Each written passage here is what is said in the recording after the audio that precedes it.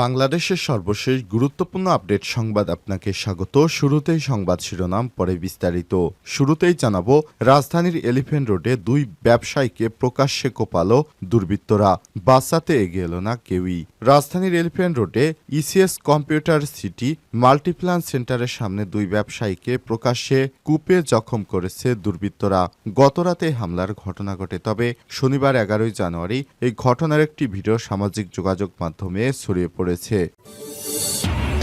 এরপর জানাবো, নতুন কর্মসূচি নিয়ে মাঠে নামছে বিএনপি এবং সমমনা দলগুলো। শীঘ্রই নতুন কর্মসূচি নিয়ে মাঠে নামবে বাংলাদেশ জাতীয়তাবাদী দল বিএনপি এবং সমমনা দলগুলো। আগামী 2-3 দিনের মধ্যেই এই কর্মসূচি ঘোষণা আসবে। এদিকে রাজধানীর তেজগাঁওয়ে ট্রাক স্ট্যান্ডে ভয়াবহ আগুন, নিয়ন্ত্রণে 3 ইউনিট। রাজধানীর তেজগাঁওয়ে ট্রাক স্ট্যান্ডে অগ্নিসংযোগের ঘটনা ঘটেছে। আগুন নিয়ন্ত্রণে কাজ করছে ফায়ার সার্ভিসের 3টি ইউনিট। আজ রোববার 12 জানুয়ারি সকাল 8টা 5 মিনিটের দিকে আগুন লাগার খবর পায় ফায়ার সার্ভিস। বৈষম্যবিরোধী ছাত্র আন্দোলনের দুই পক্ষের পাল্টাপাল্টি হামলার অভিযোগ। জুলাই ঘোষণাপত্রের পক্ষে গণসংযোগ ও লিফলেট বিতরণ কর্মসূচিকে কেন্দ্র করে বৈষম্যবিরোধী ছাত্র আন্দোলনের দুই পক্ষের মধ্যে ভয়ঙ্কর পাল্টা হামলার অভিযোগ উঠেছে।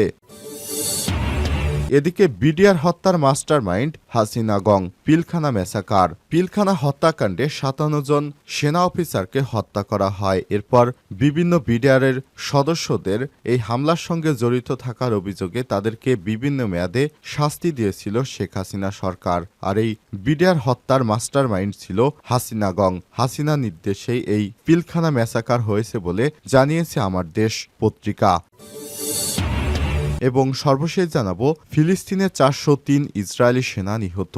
ফিলিস্তিনের গাজা উপত্যকার উত্তরে যুদ্ধ চলাকালীন সময়ে ইসরায়েলি 4 সৈন্য নিহত হয়েছেন। ইসরায়েলি সামরিক বাহিনী শনিবার জানিয়েছে, হামাসের সঙ্গে যুদ্ধে তাদের এই 4 জন সেনা নিহত হয়েছে। ফলে 2023 সালে 7 অক্টোবর শুরু হওয়া গাজা যুদ্ধ শুরুর পর থেকে ফিলিস্তিনি ভূখণ্ডে নিহত ইসরায়েলি সৈন্যের সংখ্যা 403-এ পৌঁছেছে। প্রিয় দর্শক, এতক্ষণ শুনছিলেন সংবাদ শিরোনাম, এবারে বিস্তারিত। তবে তার আগে বন্ধুরা, অনুরোধ থাকবে, আপনি বিশ্বের কোন দেশ থেকে আমাদের সংবাদটি দেখছেন কমেন্ট করে জানিয়ে দিন। সংবাদটিতে একটি লাইক দিয়ে দিন। এই চ্যানেলে আপনি নতুন হয়ে থাকলে আমাদের সংবাদটি দেখতে দেখতে চ্যানেলটি সাবস্ক্রাইব করে রাখুন, যাতে করে আমাদের পরবর্তী লেটেস্ট আপডেট সংবাদগুলো সবার আগে আপনার কাছে পৌঁছে যায়। এবারে বিস্তারিত। রাজধানীর এলিফ্যান্ট রোডে দুই ব্যবসায়ীকে প্রকাশ্যে কোপালো দুর্বৃত্তরা, বাঁচাতে এগিয়ে এলো না কেউই।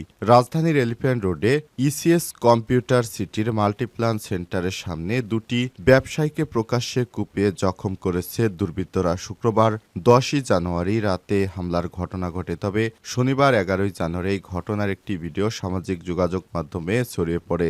জানা গেছে, হামলার শিকার ব্যবসায়ীর নাম এহতাসমুল হক 42 এবং ওয়াহিদুল হাসান দীপু।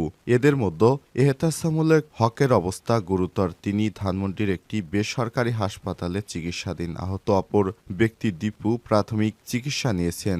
আহত ওয়াহিদুল এলিফ্যান্ট রোড কম্পিউটার ব্যবসায়ী কল্যাণ সমিতির সভাপতি ও মাল্টিপ্ল্যান সেন্টারের ব্যবসায়ী মালিক সমিতির জ্যেষ্ঠ যুগ্ম আহ্বায়ক। আর এহতাসমুল হক মাল্টিপ্ল্যান সেন্টারের ব্যবসায়ী মালিক সমিতির যুগ্ম আহ্বায়ক। এদিকে এই হামলার প্রতিবাদ ও জড়িতদের বিচারের দাবিতে আজ দুপুরে এলিফ্যান্ট রোডে বিক্ষোভ করেছে ব্যবসায়ীরা। তাদের দাবি, দ্রুত হামলাকারীদের গ্রেপ্তার ও দৃষ্টান্তমূলক শাস্তি দেওয়া হোক। ছড়িয়ে পড়া ভিডিওতে দেখা যায়, মাল্টিপ্ল্যান মার্কেটের সামনে 4 থেকে 5 জন মিলে এহতেশামুল হককে চাপাতি দিয়ে আঘাত করছে। পাশে দাঁড়িয়ে আছে আরও 6 থেকে 7 জন। সবাই মুখোশ পরা। চাপাতির আঘাতে এহতেশামুল হক রাস্তায় পড়ে যায়। এরপরও তার উপর কোপ চালানো হয়। তিনি ওঠার চেষ্টা করতে থাকেন, কিন্তু হামলাকারীদের আঘাতে উঠতে না পেরে এক পর্যায়ে সড়কে শুয়ে পড়েন। তখন আঘাত করতে থাকা দুর্বৃত্তরা আরও আঘাত করতে থাকে। আবারও তিনি ওঠার চেষ্টা করতে ব্যর্থ হন। হামলার সময় সড়কে পথচারী ও গাড়ি চলাচল করতে দেখা যায়, কিন্তু হামলাকারীদের ঠেকাতে কাউকে এগিয়ে আসতে দেখা যায়নি। 1.5 থেকে 2 মিনিট পর হামলাকারীরা সটকে পড়েন। পুলিশের নিউ মার্কেট জোনের সহকারী কমিশনার তারিক লতিফ বলেছেন, সিসিটিভি ক্যামেরার কয়েকটি ফুটেজ দেখা হয়েছে। হামলায় 10 থেকে 12 জন অংশ নিয়েছে। তাদের মধ্যে 1-2 জনকে শনাক্ত করা হয়েছে। হামলায় জড়িত বাকিদেরও শনাক্তের চেষ্টা চলছে। নিউমার্কেট থানা পুলিশ জানিয়েছে, এই হামলার ঘটনায় ওয়াহিদুল হাসান বাদী হয়ে শনিবার রাতে মামলা দায়ের করেছেন। নতুন কর্মসূচি নিয়ে মাঠে নামছে বিএনপি এবং সমমনা দলগুলো। শীঘ্রই নতুন কর্মসূচি নিয়ে মাঠে নামবে বাংলাদেশ জাতীয়তাবাদী দল বিএনপি এবং সমমনা দলগুলো। আগামী 2-3 দিনের মধ্যেই এই কর্মসূচি ঘোষণা আসবে। শনিবার 11 জানুয়ারি বিএনপি সমমনা 12 দলীয় জোটের প্রধান মোস্তফা জামাল হায়দার সাংবাদিকদের এসব কথা জানিয়েছেন। এর আগে বিএনপির সঙ্গে বৈঠক করে সমমনা 12 দলীয় জোটের নেতারা। এ সময় তিনি জানান, বিদ্যমান রাজনৈতিক পরিস্থিতি, সমস্যা এবং সংকটসহ নানা বিষয়ে 2 ঘণ্টা ব্যাপী আলোচনা করেছি। 2-3 দিনের মধ্যেই দেশবাসীর সামনে আমাদের পরবর্তী কর্মসূচি ঘোষণা করব।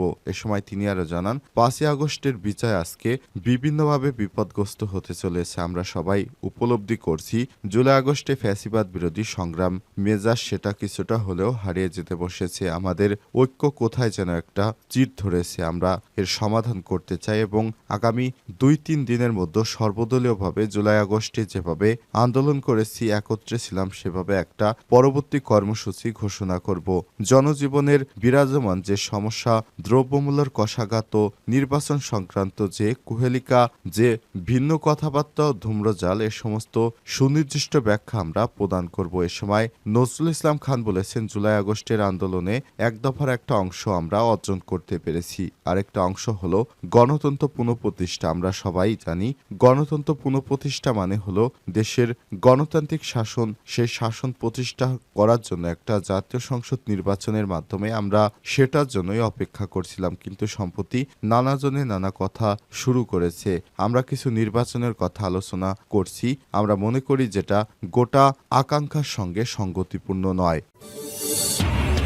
রাজধানীর তেজগাঁও ট্রাক স্ট্যান্ডে আগুন, নিয়ন্ত্রণে 3 ইউনিট। রাজধানীর তেজগাঁয়ে ট্রাক স্ট্যান্ডে অগ্নিসংযোগের ঘটনা ঘটেছে। আগুন নিয়ন্ত্রণে কাজ করছে ফায়ার সার্ভিসের 3টি ইউনিট। রোববার 12 জানুয়ারি সকাল 8টা 5 মিনিটের দিকে আগুন লাগার খবর পায় ফায়ার সার্ভিস। এ বিষয়ে ডিউটি অফিসার মোহাম্মদ শাহজাহান বলেন, রোববার সকাল 8টা 5 মিনিটে আগুন লাগার খবর আসে। পরে 8টা 10 মিনিটে ঘটনাস্থলে পৌঁছলে আগুন নিয়ন্ত্রণে কাজ শুরু করে ফায়ার সার্ভিস। এখন পর্যন্ত 3টি ইউনিট আগুন নিয়ন্ত্রণের চেষ্টা চালিয়ে যাচ্ছে। ট্রাক স্ট্যান্ডের একটি গ্যারেজ থেকে আগুনের সূত্রপাত হয়েছে বলে জানা যায়, তবে তাৎক্ষণিকভাবে আগুন লাগার কারণ জানা যায়নি।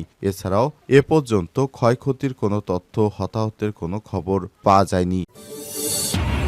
বৈষম্যবিরোধী ছাত্র আন্দোলনের 2 পক্ষের পাল্টাপাল্টি হামলার অভিযোগ। জুলাই ঘোষণাপত্রের সঙ্গে গণসংযোগ ও লিফলেট বিতরণ কর্মসূচিকে কেন্দ্র করে বৈষম্যবিরোধী ছাত্র আন্দোলনের নেতাকর্মীদের মধ্যে পাল্টা হামলা অভিযোগ উঠেছে। শনিবার 11 জানুয়ারি রাত 8টার দিকে নগরের প্রেস ক্লাবের এস রহমান হলে সংবাদ সম্মেলন করে সংগঠনের 3 নেতার বিরুদ্ধে হামলার অভিযোগ করেন বৈষম্যবিরোধী ছাত্র আন্দোলনের কেন্দ্রীয় কমিটির আহ্বায়ক রাসেল আহমেদ। মোহাম্মদ রাসেল আহমেদ বলেছেন, আজ বিকেলে জুলাইয়ের ঘোষণাপত্রের পক্ষে নগরের বিভিন্ন এলাকায় জনসংযোগ ও লিফলেট বিতরণ কার্যক্রম অনুষ্ঠিত হয়। পরে ওয়াসার একটি বেসরকারি প্রতিষ্ঠানের অফিস কক্ষে আলোচনায় তারা বসেছিল। সেখানে বৈষম্যবিরোধী ছাত্র আন্দোলন চট্টগ্রাম বিশ্ববিদ্যালয় শাখার সমন্বয়ক রিজাউর রহমান এসে মুখ্য সংগঠক আব্দুল হান্নান মাসাউদের সঙ্গে দুর্ব্যবহার করেন। রিজাউর রহমানের সঙ্গে ডট গ্যাংয়ের নেতা সাদিক আরমান সহ অনেকেই ছিলেন। এক পর্যায়ে খান তালাত মাহমুদ,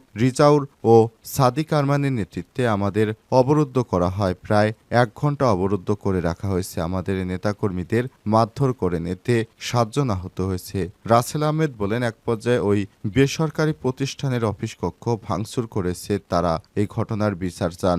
সংবাদ সম্মেলনে বক্তব্য দেন চট্টগ্রাম জেলার সমন্বয়ক তানভীর শরীফ। তিনি বলেছেন, তিনি আন্দোলনে গুলিবিদ্ধ হয়েছিলেন। শরীরে যে অংশে গুলি লেগেছিল ঠিক সেখানেই আজ আঘাত করা হয়েছে। বৈষম্যবিরোধী ছাত্র আন্দোলনের কেন্দ্রীয় নির্বাহী কমিটির সদস্য মোহাম্মদ রাসেল আহমেদ সংবাদ সম্মেলন করে সময় প্রেস ক্লাবে এসে হাজির হন কেন্দ্রীয় সমন্বয়ক খান তালাত মাহমুদ রাফি ও রিজাউর রহমান। এ সময় 2 পক্ষের সমর্থকদের মধ্যে হট্টগোল বাধে।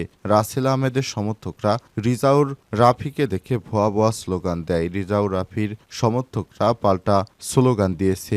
রাফি ও রিজাউরের যাওয়া এক পর্যায়ে সমর্থক হামলাকারীদের সঙ্গে এসে সংবাদ সম্মেলন সম্মেলন হবে না এমন কথা বলে উঠে দাঁড়ান মোহাম্মদ রাসেল আহমেদ ও তার সমর্থকরা। তারা কনফারেন্স হল ত্যাগ করেন। এ সময় রাফি সাংবাদিকদের সঙ্গে কথা বলা শুরু করেন। তিনি বলেন, শেষ করার আগেই স্লোগান দিতে দিতে আবার হলে প্রবেশ করেন মোহাম্মদ রাসেল আহমেদ সহ একাধিক নেতাকর্মী। এক পর্যায়ে রাফির কাছ থেকে মাইক্রোফোন কেড়ে নেওয়া হয়। পরে দুই পক্ষই সংবাদ সম্মেলন শেষ না করে বের হয়ে যান। জানতে চাইলে মোহাম্মদ রাসেল আহমেদ বলেন, সন্ধ্যায় আমাকে এবং মুখ্য সংগঠক আব্দুল হান্নান মাসুদকে অবরুদ্ধ করে রাখা হয়েছিল। এরপর আমরা সহযোদ্ধাদের ফোন করি। তারা পৌঁছানোর পরেই আমরা বের হই। বেসরকারি ওই প্রতিষ্ঠানের অফিস কক্ষ ভাঙচুর করা হয়েছে, নেতাকর্মীদের মারধর করা হয়েছে। যারা এই ঘটনা ঘটিয়েছে তাদের আশ্রয় প্রশ্রয় দেন কেন্দ্রীয় সহসমন্বয়ক খান তালাত মাহমুদ ওরফে রাফি ও ২৪ সমন্বয়ক রিজাউর রহমান। রাসেলের বক্তব্যের বিষয়ে খান তালাত মাহমুদ বলেন, আলোচনা করার সময় আমাদের মধ্যে বাকবিতণ্ডা হয়েছে, এর বাইরে কিছু হয়নি। কাউকে অবরুদ্ধ করে রাখা হয়নি, সবই মিথ্যা। পরবর্তী সময়ে আমরা কি করব তা নিয়ে আলোচনা করে সময় সামান্য বাকবিতণ্ডা হয়। এ বিষয়ে রিজাউর রহমান বলেন, কাউকে অবরুদ্ধ করা হয়নি, উল্টো আমাদের ৪ জনকে মারধর করা হয়েছে।